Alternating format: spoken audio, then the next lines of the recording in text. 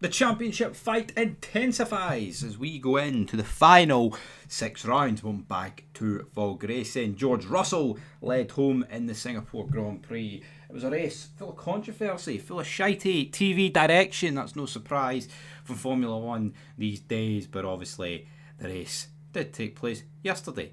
Should have probably reviewed it then, but we're reviewing it now. Race start. McLaren's hit each other. Kinda. Wee bit of wheel banging, wee bit of argy-bargy. Lando Norris simply just cannot allow Piastri to be beating him. The gap was only 25 points. It's not like if Piastri beat him and extended it to 28, it'd be game over or anything. But it's crucial that he can't be beaten by his teammate, and that's what he did. He overtook him, and he didn't allow Piastri to beat him in this race. I'll be brutally honest. I feel like if they genuinely, right, called this and forced Lando to let Piastri back through, this is that bad. This could actually force people to stop watching Formula 1.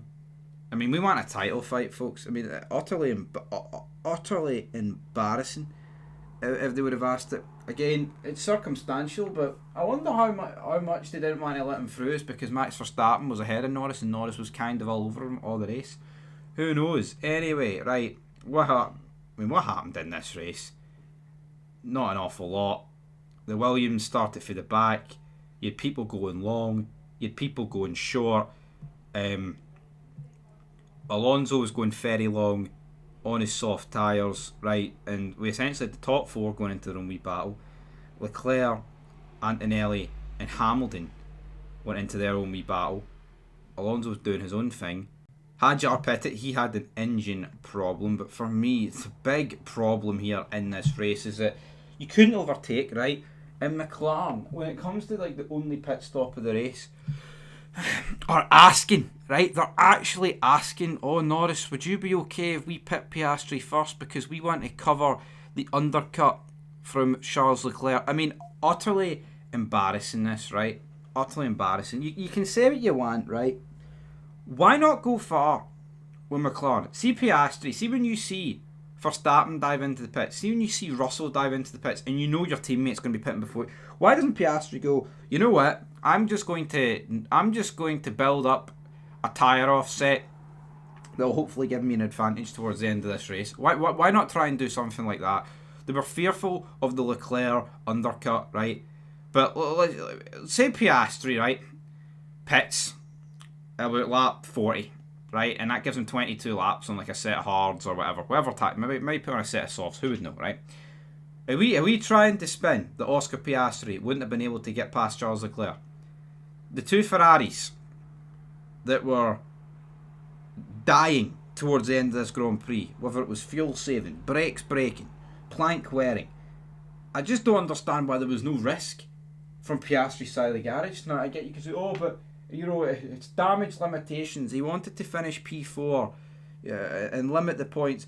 If he stays out and gets a tyre offset, right, etc, etc, etc, you don't know what's going to happen. You could get a safety car, you could get anything. Take the risk.